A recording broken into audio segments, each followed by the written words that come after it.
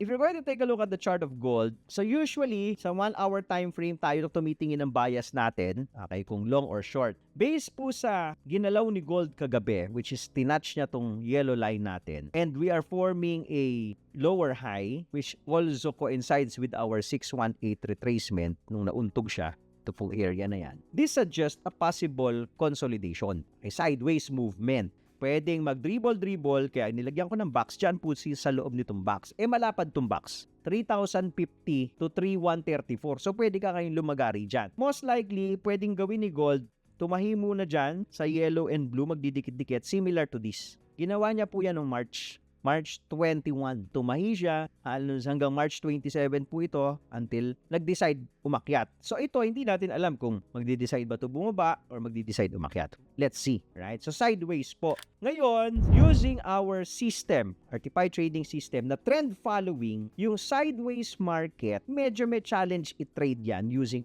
TPI. Kasi nga po, gusto ni TPI trend following. Gusto niya kung uptrend, malinaw, akyat. Pag pababa, malinaw pababa. Pag sideways, magsisiso yung price. Even your signal, magsisiso. So, medyo challenging po i-trade yung sideways market. Kaya, if you are using our system, you have to be very careful. And as much as possible, mas maging mapili ka dun sa mga entries mo. Okay? So, for example, sa lower time frame, dito tayo pumapasok, di ba? Sa lower time frame, ang hinahanap mo lang lagi, triple buy signal sa 5 minute. Tapos, key level. Hanapin mo yung mga key level. So, for example, right?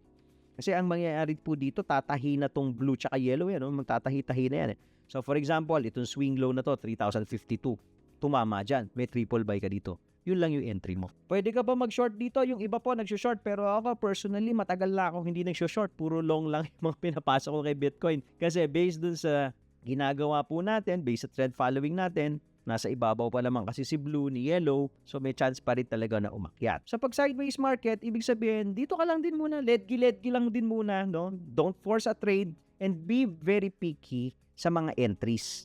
Once na mag-trend na po ulit to, let's say, gawin ni Gold D, basagi niya tong box na to, pababa, tumuloy yung trend natin, ituloy natin to. O di, magkakaroon ka ng linaw na short naman yung hahanapin mo. So, triple sell naman ang hanapin mo or double sell dito sa taas. So, yun yung kagandahan nung TPI V6. Kasi it takes out the guesswork. Papasok na ba ako, lalabas na ba ako? Hindi na po eh. Pag sinabi niya dito, triple buy, tapos ikaw, uptrend yung market, kung nasa key level, dahil sideways, key level lang yung pasok mo, pasok. So, nakafocus ka ngayon on managing your risk. Hindi mo na inisip, papasok na ba ako, lalabas na ba ako, ano ba lot size ko dito? Hindi na po. Focus ka na sa risk management. Uli, follow for more Tito Moves.